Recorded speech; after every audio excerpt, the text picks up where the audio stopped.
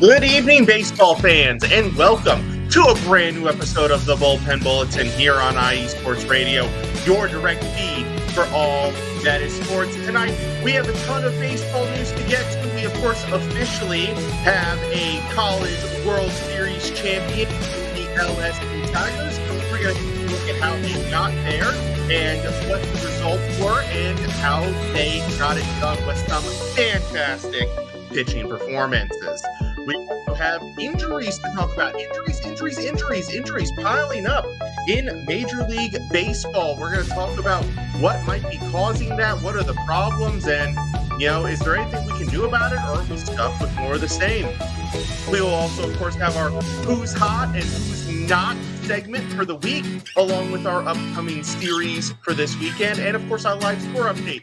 It is Tuesday night, so everybody is currently playing, so we're going to look at all of the live scores. We also have to go to our minor league baseball spotlight and our new MLB draft segment. That's right, the college season is over, which means we have to talk about the MLB draft, which is about 3 weeks away. We will also have a special guest joining us tonight to talk about some Pittsburgh Pirates baseball.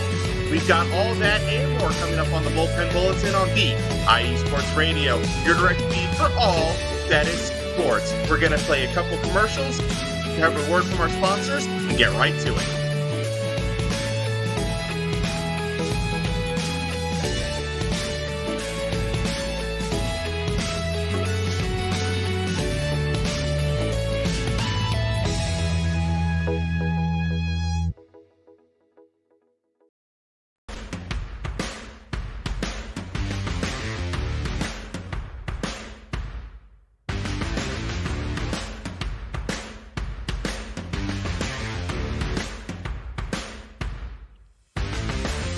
IE Sports Radio fans, this show is brought to you by Planet Jerky Premium Brisket Beef Jerky. Planet Jerky is the official jerky of the 2022 California League champion Lake Elsinore Storm, Single-A affiliate of the San Diego Padres. This all-brisket jerky has gluten-free options, contains no MSG, no sodium nitrate, is low in sugar, and high in protein. Go to their website at planetjerky.net and follow them on Instagram at Planet Jerky. Planet Jerky, the jerky that's on a whole other planet.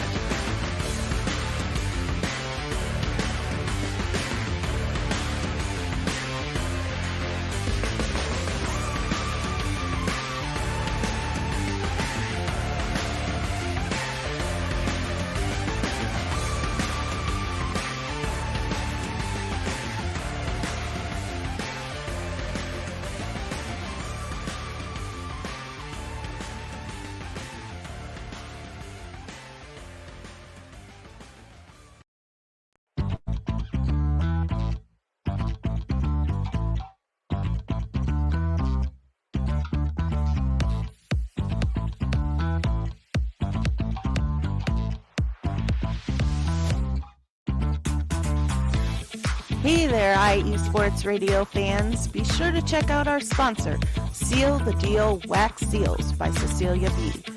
You just finished your very own wedding or baby shower invitations and you're looking for that extra special touch?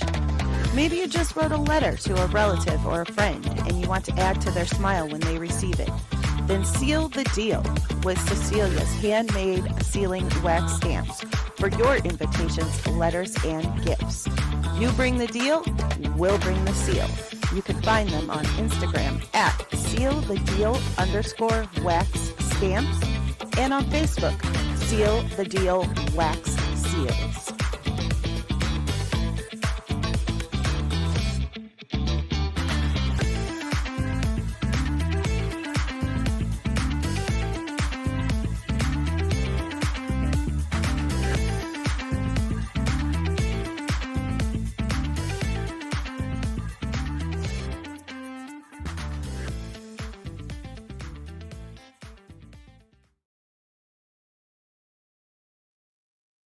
And once again, good evening, everybody, and welcome to the Bullpen Bulletin here on IE Sports Radio, your direct feed for all that is sports. And before we really get into baseball, of course, reminder to please follow us on all social media platforms on X, Instagram, Facebook, TikTok, and YouTube at IE Sports Radio. Of course, be sure to check out our website, iesportsradio.com, where you'll find our show pages, our blog, and so much more. And if you're a fan of the show, please follow us at BP Bulletin _IESR.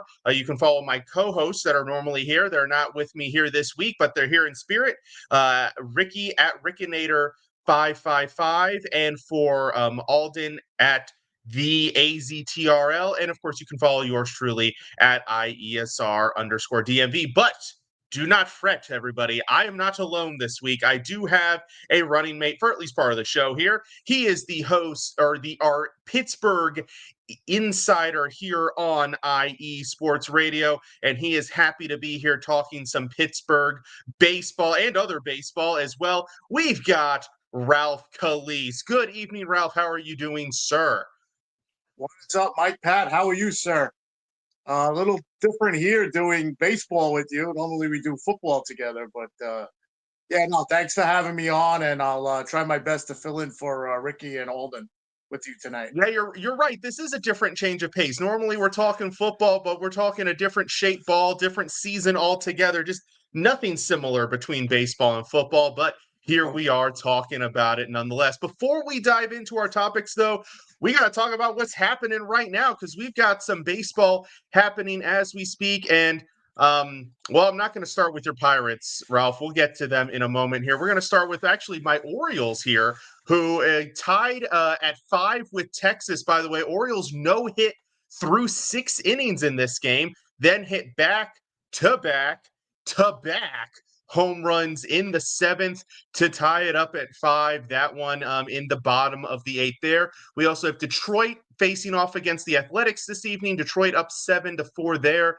in the top of the 5. We have Toronto taking on Cleveland. They are leading 6-4. That one in the top of the 8th.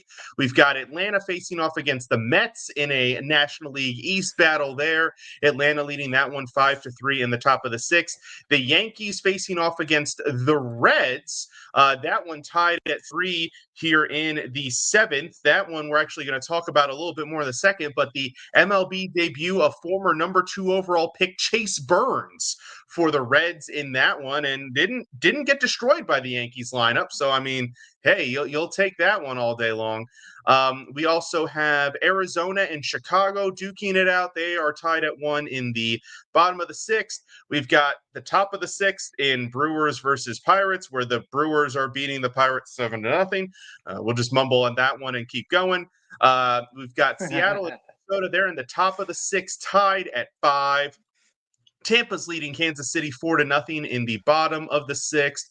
Chicago and St. Louis battling. St. Louis up 8-5. That one entering the bottom of the 5th there. Then we've got Philadelphia and Houston. They are 0-0 entering the 5th there. And we've got the Dodgers and the Rockies. Rockies actually leading early on in that one, 1-0. No finals yet. No games have quite wrapped up. We do have the Nationals and Padres going to toe-to-toe later on this evening, and we also have the Red Sox facing the Angels and the Marlins facing the Giants. So those games set to start here in about half an hour. So, Ralph, without further ado, let's jump right into the good stuff here. And we're going to start with the biggest news in the baseball world from this past weekend, and that was LSU winning the College World Series championship over Coastal Carolina thanks to some phenomenal pitching performances. Cade Anderson with a complete game shutout in the first game, and Anthony Ianza limiting the damage for the Tigers in Game 2 as they won Game 2 5-3. So the Tigers take home the championship. I did pick Coastal Carolina when we entered the College World Series, so almost got that one right. I think it was Ricky last week on the show. He picked LSU, so Ricky would have the bragging rights if he were here. But Ralph, what did you think of this series? Did this live up to the hype? Was this a phenomenal way to end the college baseball season? Yeah, so let's just go back because, like you said, you picked Coastal Carolina. I was on Fred and Angela's show on the Tuesday when the World Series for college had started, and we did picks. And I think Angela did pick Coastal Carolina. I don't remember who Fred picked, but I did pick at LSU. So I will toot my own horn for picking LSU in the win. And I think I honestly think the second game was over in the first inning when the manager got thrown out, Mm-hmm. arguing the balls and strikes. And then it just took a crazy turn also in that game that the manager who took over, the assistant coach, got thrown out in a wild scene, and it was just a total wild scene. And I don't know if anybody out there seen the interview after. I think the gentleman, the assistant manager's name was Schnall, uh, Yeah, that sounds right. Carolina. Yeah. Yeah, man, he put up some interview after the game I mean, I've never seen and this is college. I've never Mm-hmm. seen anything on a college level, or even on a professional level, with the manager, or like he was the assistant manager at the time because the coach got thrown out. With the way he spoke about the situation, and it hit me. It was really something to behold and something to watch. I think I watched it like 3 times. But he was very somber, very direct, very to the point, and he just basically bashed college umpiring. I don't know if you saw the video, but if you I haven't, did. I just saw go I saw check it bits and out. pieces of it. And I Yeah. mean, they did a Coastal Carolina. Got to give them credit. They did a great job after the first couple innings when they gave up the 3 runs, and the bullpen came in and they pitched 4 2/3 innings and held LSU to the runs, but they tried to come back, but they just couldn't come back. And I think it's just the experience of LSU going through a college championship that put them through. I think the pitching coach now for LSU has won. I think what do they won? They've won 7 out of the last 8, and I think he's been part of 5 of them. From what I was Mm-hmm. checking out before we came on. So yeah, it was very interesting because this is like really the first year that I followed the College World Series.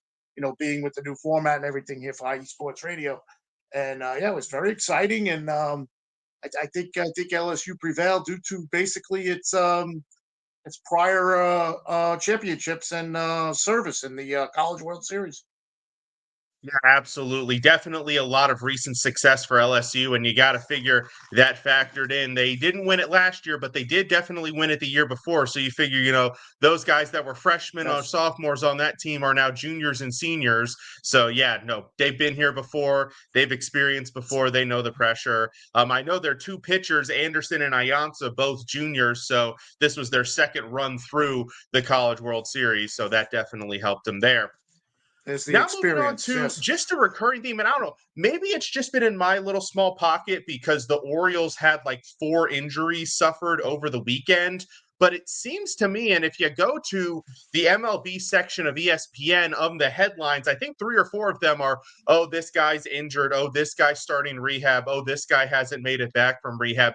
Just lots and lots of injuries. And, I haven't kept up super in depth with the Pirates. I'm sure they're dealing with their fair share of injuries as well, but it just feels like everybody has been banged up through the first half of the season. Are you seeing the same thing, Ralph? And do you think this is a really serious problem for the MLB?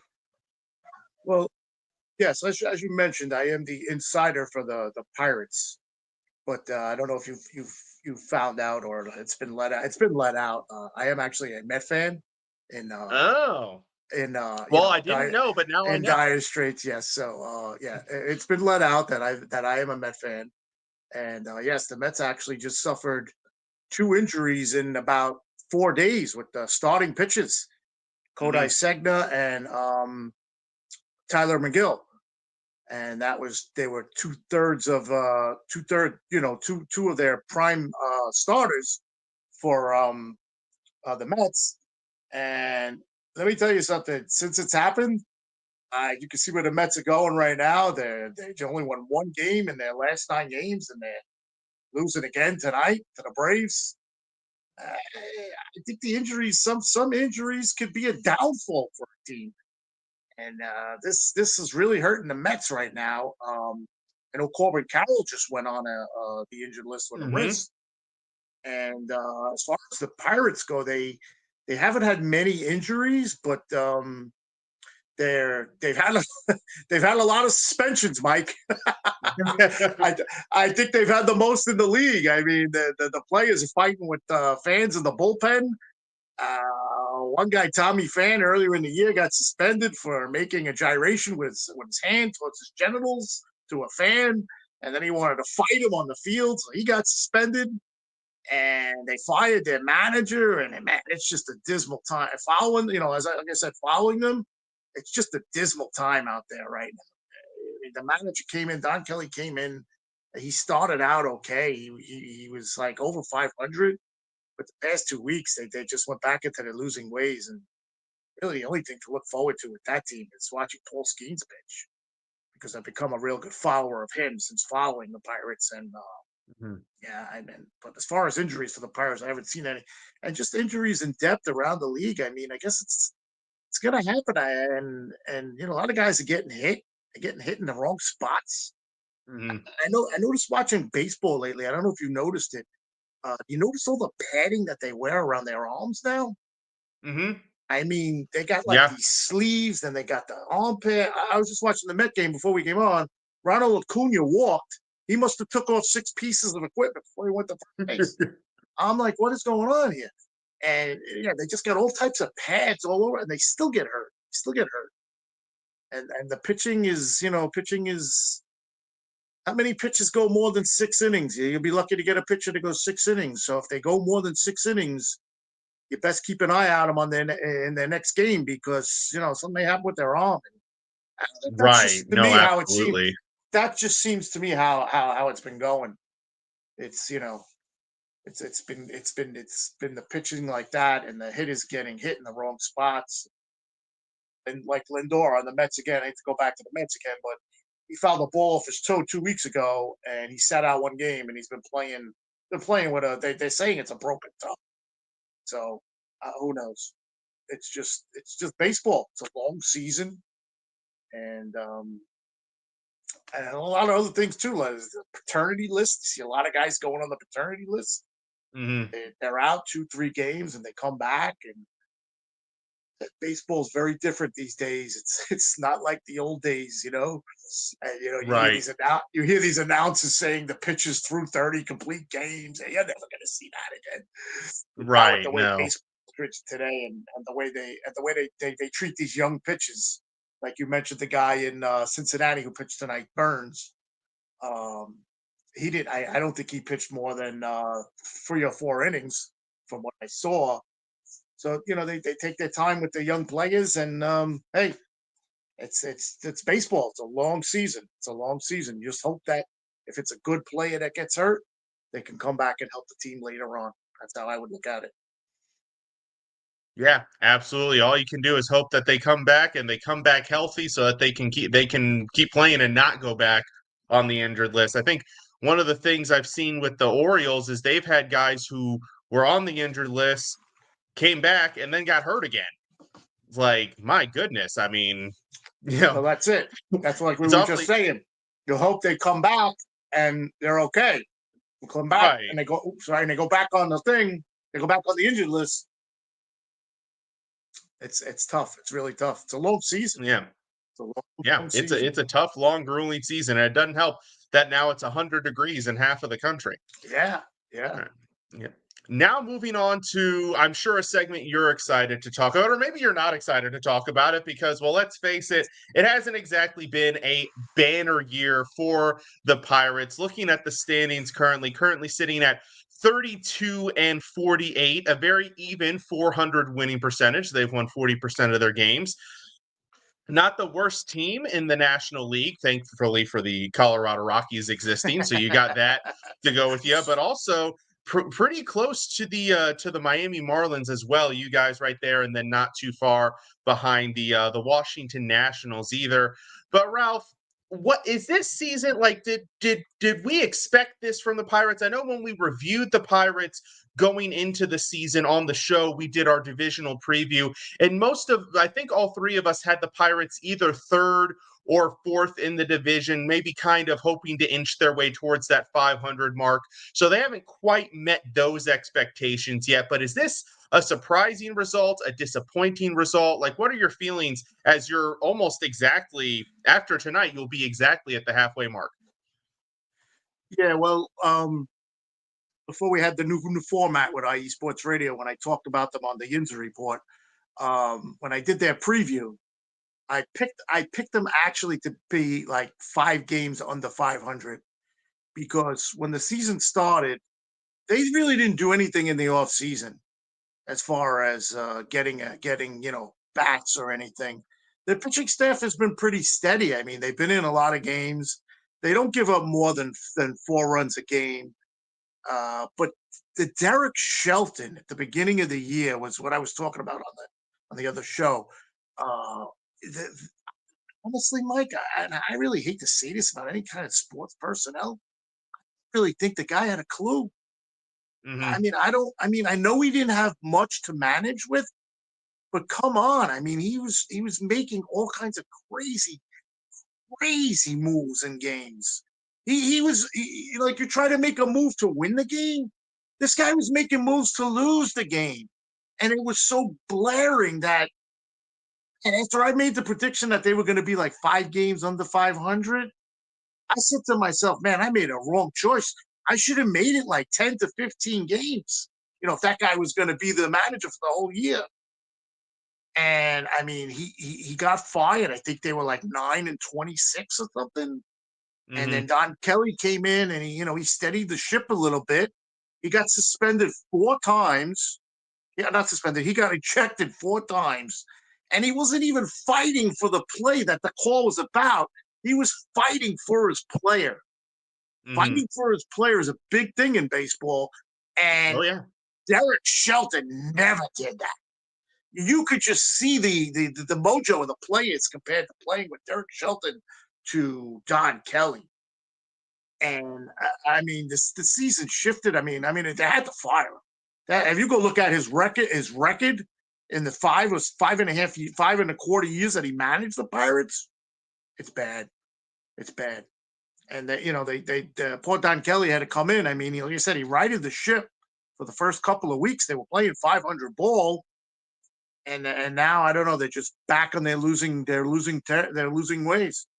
Back to the losing ways. They don't have much. The hitting is it's just I'm going to expand on the component of that sentence. I would, when Italians get together and when we get the Italians get together and we talk, it's I would go beyond because, and the reason why I say that is because as things currently stand, the Pirates are averaging the fewest runs per game of any team in baseball. And you made a statement earlier, and I don't think you realized how precisely on point you were with the statement when you said the Pirates pitching doesn't really give up more than 4 runs a game.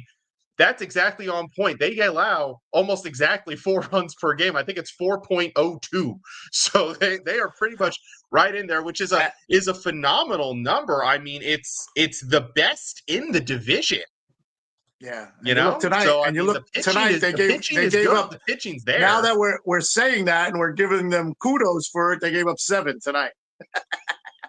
Yeah, well, and they scored 3, so they're pretty much. I think that's about the scoring. I think they're done for the night. Then they've gotten to their 3. They're pretty much good. Well, Ralph, before I send you off here, I was gonna cut it there, but I'm gonna surprise you a little bit. I do apologize because. You're a fan of the show. We see you commenting all the time. Always ask us some really thought-provoking questions that we have to sit here and think about a bit. But looking ahead, we always have our upcoming series to watch. And now that I know you're a Mets fan, there's a particular series coming up this weekend that I definitely will want your opinion on, because the Mets face the Pirates. this weekend in Pittsburgh. So while we're on the roll, I gotta get your feelings on this one. What are we looking for in this series? First of all, I'm gonna look really quick. I don't know if I can see on a quick check if Skeens is pitching in the series. They might, But if he is, that's always exciting. They were actually talking about it. Looks like the Mets might have dodged him. Yes, I was just going to say. Looks like they dodged him, so that's great news for them. But yeah, what are your thoughts on this series coming up? Well, the Mets are playing their worst baseball of the year right now, so who knows what to expect when they go into Pittsburgh. I mean, Pittsburgh is a place that the Mets really don't win a lot. It's like one of those stadiums they have a trouble. Like when they go to Atlanta, they can't win. Thank God they won that playoff game last year. That one game to get into the playoffs. But they usually have trouble in Pittsburgh. But I just the way the Mets are playing right now, they were winning 3-0 tonight, and now they're losing 5-3 again. To give a prediction, I wouldn't even want to predict it, but to see the Mets go in and play the Pirates, I definitely will be watching it. I honestly don't know what to expect, Mike. I don't know what to expect, and they're lucky they're not going to see Skeens because he probably would have threw a 6-7 inning shutout versus them the rate they're going now. But and we'll see what happens. I mean, that was always my go-to saying on the injury report. We'll see what happens, but we'll see what happens. Yeah, we'll see what happens. But it's they're going into Pittsburgh. They're going to need to win. They gotta wake up, the Mets. And the Pirates, they'll probably win their one out of the 3 games, 3-game series, right? I think it's 3-game series. Yep, 3-game series. Skeens isn't pitching. The one thing about the Pirates is what they did was, like I mentioned it, David Bednar, the closer, he got sent down earlier in the year because he was really bad at the end of last year, beginning of this year. He's went down, but mine is, I guess they threw him down there to work on things. He's come back up, and he's been phenomenal. I think he saved almost every game he's been asked to save. And when he comes in and just pitches like a 10th inning or something, he'll give up the runner rate, but he'll keep them in the game. So I don't know. I'm looking at it. Maybe the Mets take 2 out of 3 versus the Pirates this weekend. Yeah, and I mean, look, you're right. The Mets are ice cold right now. You look at them in their last 10; they're tied with the Twins with the worst record, and that's surprising to me because I didn't know the Twins had been that bad over the last 10 games. It seems like they were playing good.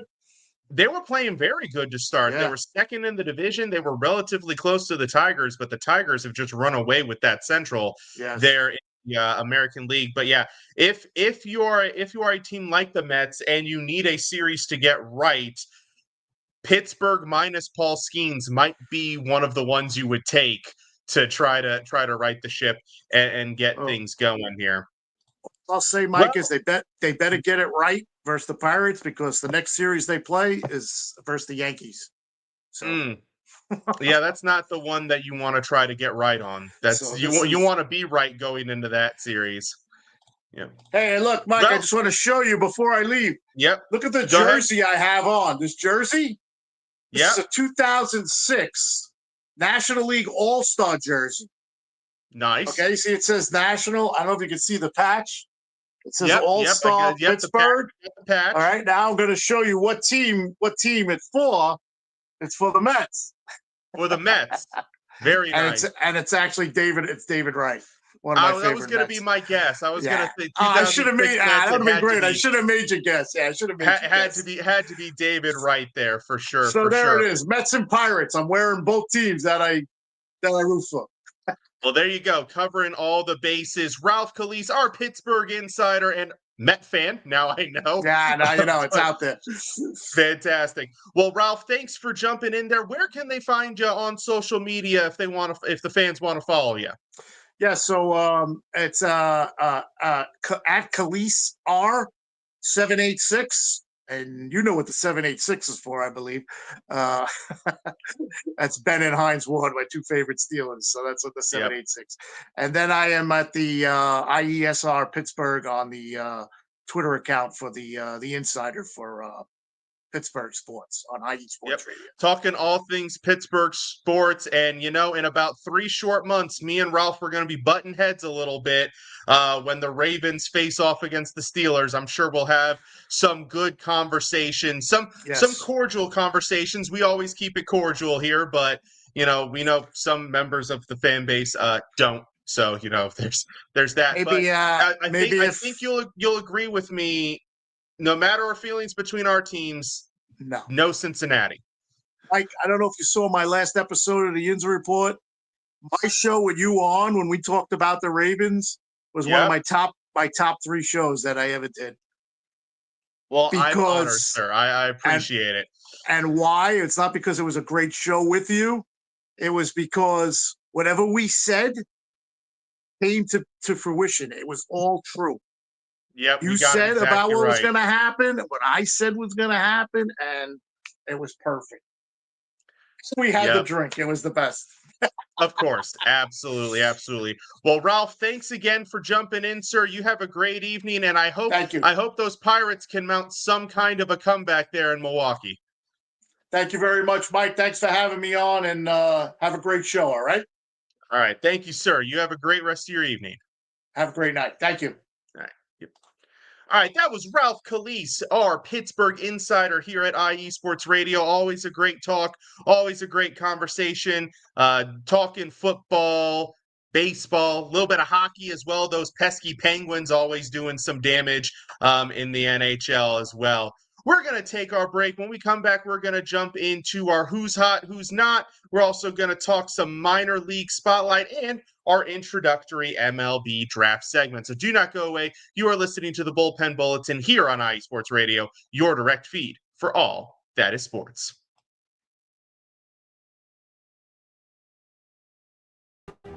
It's 4 a.m. The stars are still out. The sun is beneath the horizon, but it's time to punch in and go to work.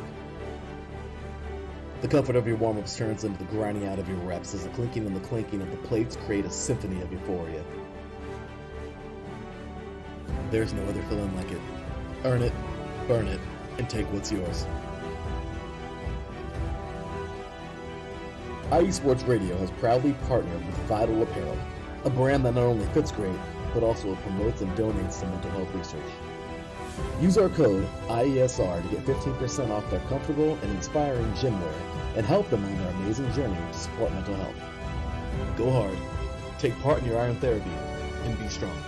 Because when your mental health is as strong as you are, there's no telling how far you'll go.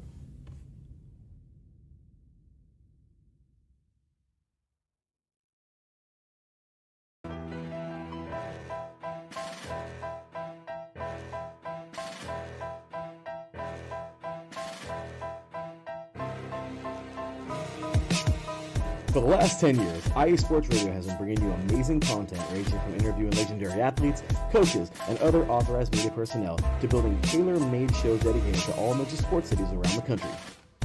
Make sure to follow us at IE Sports Radio on X, Instagram, Facebook, TikTok, and YouTube to keep up with the latest in sports and with all of our shows. Also, make sure to check out our daily updated website at iesportsradio.com. At iesportsradio.com, you can see our daily show schedule and check out all of our show pages with personal bios to learn a little bit more about each of our awesome hosts.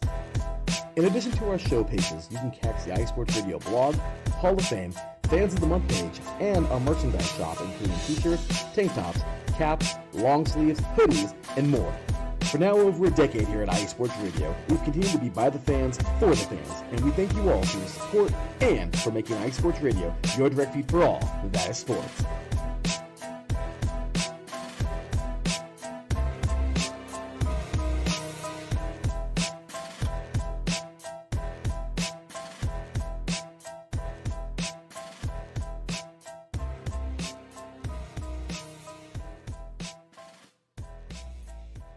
And welcome back to the Bullpen Bulletin here on IE Sports Radio, your direct feed for all that is sports. We are on to the second half of our show, and we are going to go to our Who's Hot and Who's Not segment for the week, where we talk about who are the hottest teams in baseball and who are the nottest teams in baseball. And in terms of who's hot, there is one team that kind of stands above everyone else right now. and that would be the Philadelphia Phillies. Those Phillies, 8-2 in their last 10 games, just took 2 of 3 from the New York Mets, had a couple of sweeps right before that, and that, of course, pole vaulted them to the top of the National League East over the Mets.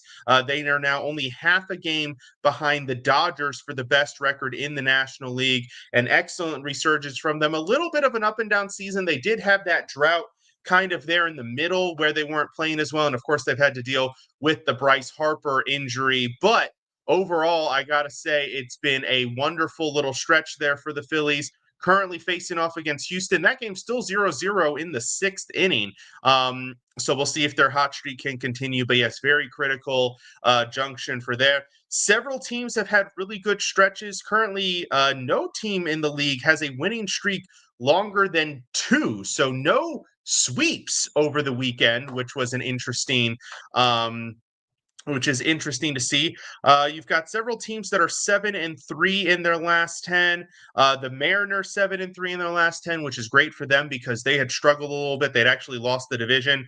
They're still behind in the division because the Houston Astros are also 7-3 in their last 10. So they have put on a show as well, but they have separated themselves from some of their other opponents. Both the Mariners and the Astros have. You also have Tampa, who's 7-3 in their last 10.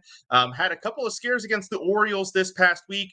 They were able to come back from an 8-0 early game deficit to steal one, and they split the series with the Orioles, but had a really good weekend series as well against the Tigers, taking 2 out of 3, which is impressive, getting that against the Tigers, of course, one of the best teams in baseball. Other teams that have gone 7-3 in their last 10, the Atlanta Braves that are starting to mount a little bit of a comeback, although they're still pretty far behind in the divisional race. You have both the Brewers and the Cardinals 7-3 over their last 10 games, and both tied for second place in the National League Central. And they've got a little bit of a gap over Cincinnati now, which is always great. And you've got the Dodgers, who are also 7-3 in their last 10. They're starting to build a little bit of a lead there in the National League West. As for who is cold, I mean, we just talked about it with Ralph in the special segment. The Mets have lost 9 of 10. Their one win being, thankfully, a stolen victory over the Phillies this weekend. And by stolen, I mean they snatched one of the series, not that they did anything improper to win the game. But yeah, they are ice cold. A couple of teams ice cold as well. The Minnesota Twins, who I mentioned, they've lost 4 in a row and 9 of their last 10 as well, which is a shame because the American League is not particularly tough or deep. And, you know, one of these central teams could easily be overtaking the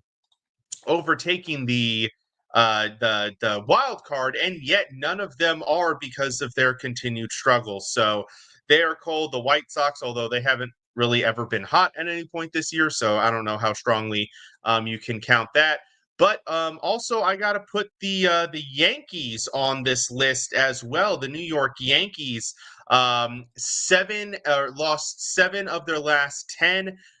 Their lead in the division is down to 2 with the Rays surging, so they're gonna wanna keep it up a little bit. They did take 2 of 3 from the Orioles over the weekend, so that helped their cause a little bit, but still not playing their best baseball.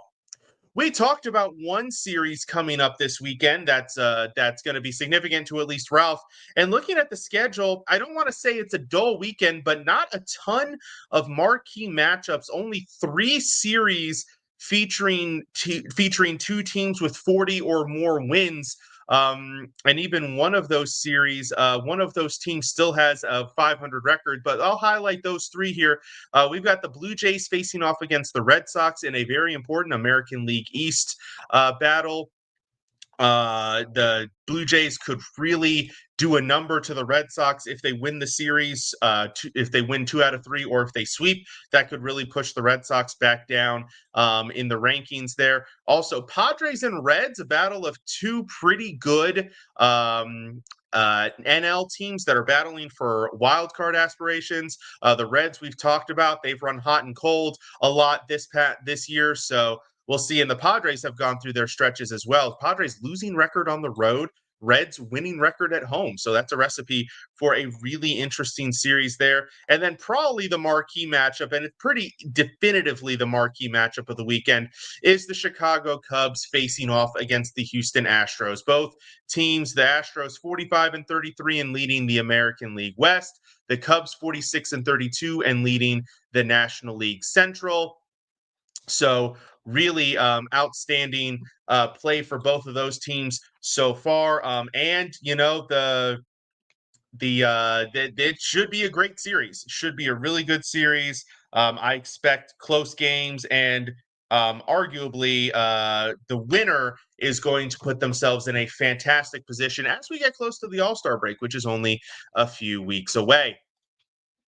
Next, we have our minor league spotlight. We're going to take a look at some of the highlights for this past week. Obviously, the biggest news in the minors would be that 2024 number 2 pick Chase Burns was called up to the majors and made his major league debut. Tonight, he faced off against the Yankees, and it wasn't a marquee banner performance, but it wasn't awful either. He gave up 3 runs in the 4th inning. Overall, he went 5 innings, gave up 3 earned runs, 6 hits, struck out 8, no walks, which is a great sign for a young pitcher. And the Reds bats managed to put some runs up to make it a tie game there in the bottom of the 9th.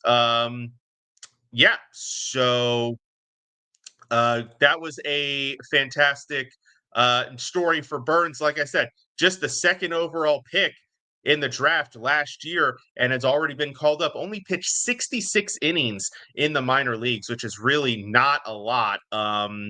Most players, go a full season and pitch probably like 130 to 150 innings before even getting a chance. And the fact that he's up after 66 and 66 good innings as well. He was pitching lights out at every level. So I can't say it was a bad move. I mean, it made sense to give him that shot. And like I said, he didn't blow it. He pitched some pretty good baseball for the Reds here today. We had Tyler Glasnow, who's obviously not a typical minor leaguer. He's in a rehab assignment. He pitched 2 scoreless innings in his rehab start with the Rangers AAA affiliate, so that was great for him. He did that on Sunday. So it looks like he's going to work to get back in the swing of things so that he can it was against the Rangers AAA affiliate. It was for the Dodgers. I don't know why I confused that. But he's looking to get back and help the Dodgers with that second half push. We also had, what else did we have here? We had a combined no-hitter for the Springfield Cardinals, who threw a combined no-hitter on Saturday, which was exactly 1 year after they threw their last combined no-hitter last season. So that's a great bit of fun news. Combined no-hitters don't get a lot of love because it is a combined effort. It's not one singular pitcher doing it. So I think a lot of people kind of, use that as an excuse to maybe not take it as seriously. But it is still impressive nonetheless to, just not allow any hits, in any game. It's always impressive. And especially with, pitchers not really going deep into games anymore. Everything's, I don't know how many more no-hitters we're going to see in general in baseball, just because, they don't let them go. I mean, I think it was Warren, the pitcher for the Yankees, had a no-hitter going against the Orioles through 7, and the team pulled him because, I mean, they're much more concerned about the health and longevity of the pitchers than they are with, the individual feats or the records or anything like that. And those are some of the main headlines out of the minor leagues there. So we're going to keep it going, and we are going to get to a new segment of the Bullpen Bulletin, something that has not been really discussed before. But of course, with the college season officially over, we are into draft season, as the MLB draft is about 3 weeks away. In fact, if I recall correctly, to be exact, 3 weeks away from yesterday, from Monday the 23rd. I believe it is Monday, July 13th,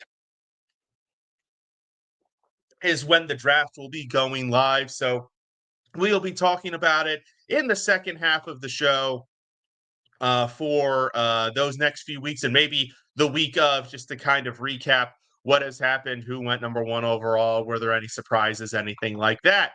So just for this week, with me just kind of being by myself here, kind of holding out the fort, I'm just going to go down. We've got the draft prospect rankings as according to MLB.com. And we're just going to go down some of the highlights here.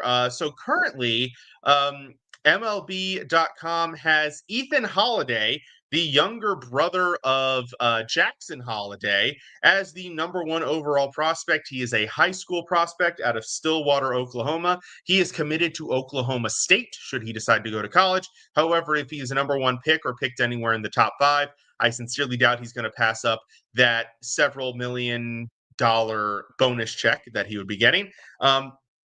His top attributes are his power, which grades out as very high on the grading scale. By the way, when MLB analysts and experts, when they grade tools, first of all, you'll hear the term 5-tool prospect. What does that mean? What does it mean to be a 5-tool prospect? Well, there are 5 things that, in terms of position players, there are 5 things that they grade for position players, and it basically covers all of the things you'll have to do. They'll have your hit tool, which is your ability to hit for batting average, draw walks, things like that.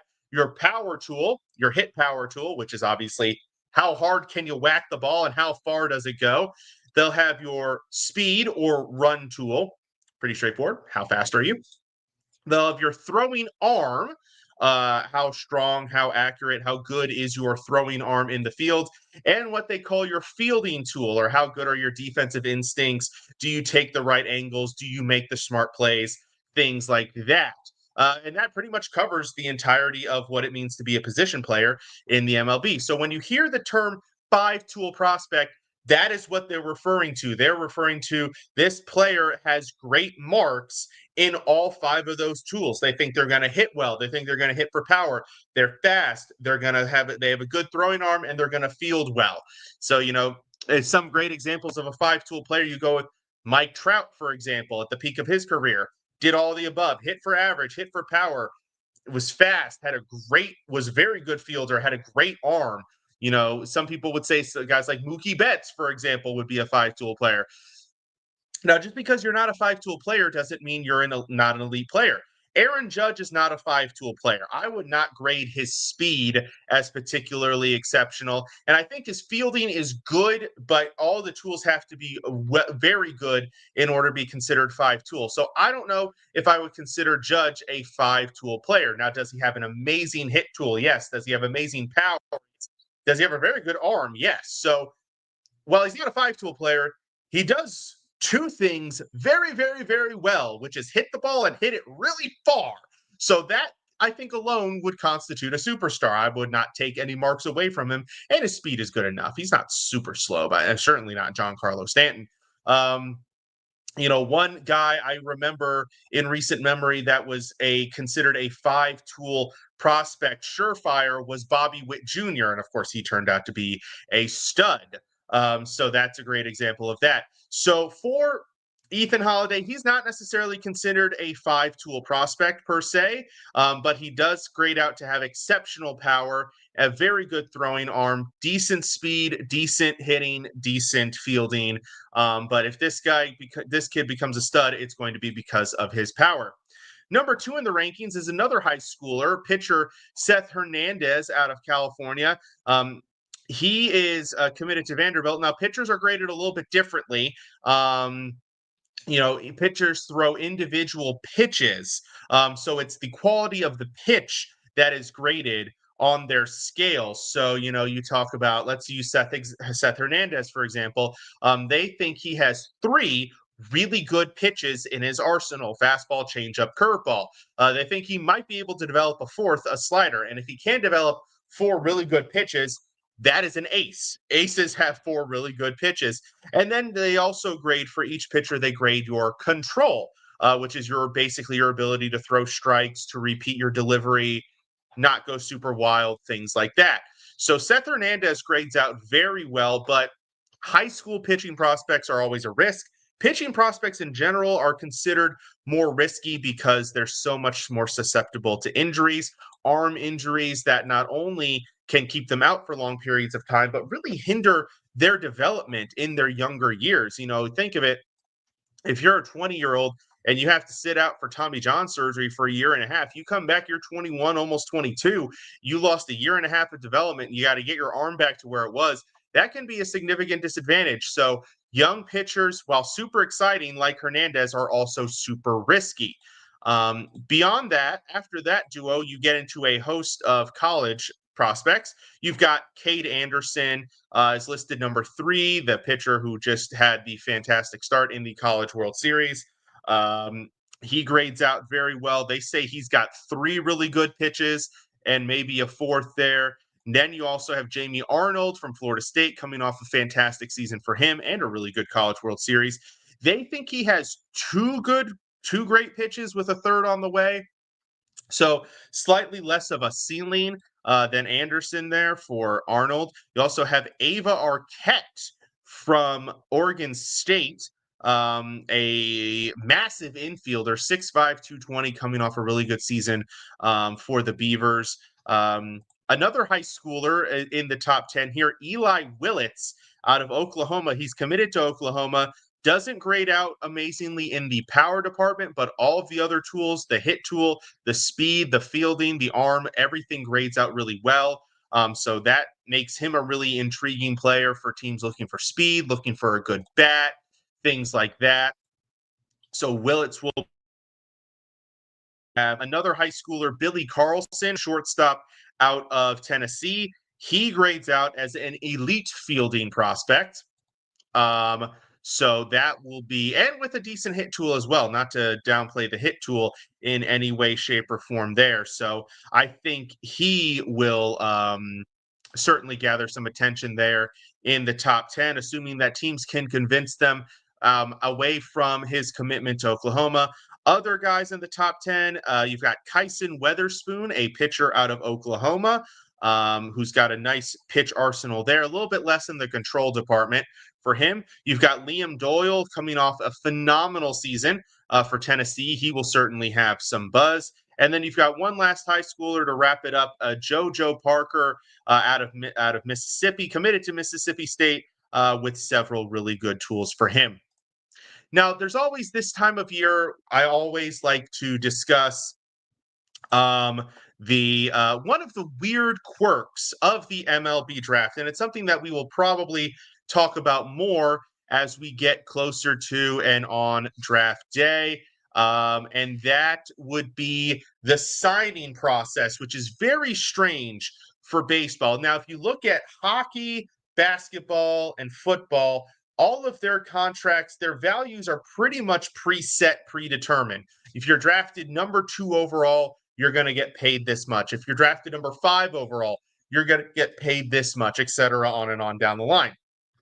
Well, baseball doesn't work automatically like that. There's an expected value of the picks, and every team has a pool. They have their draft pool, which is where they can, so basically the way it works is you pay players a signing bonus when you draft them. That's negotiated with their agent. Then, obviously, as you know, they have to go through the minor leagues. And once they get through the minor leagues to the majors, that's when they start with their service time, their team control, arbitration, all that jazz. So the money dollar values that you hear discussed when talking about the MLB draft, those are signing bonuses, which means, like, let's take the number 1 overall pick, which the Nationals happen to have.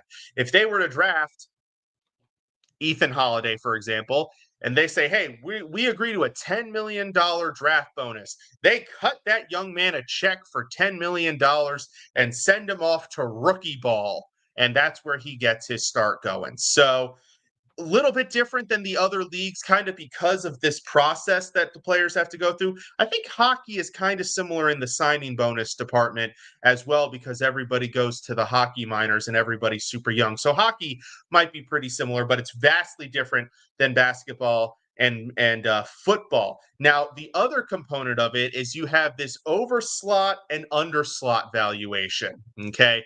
Now, you're probably thinking to yourself, Mike, what the heck do you mean by overslot, underslot? Well, what I mean is, so you have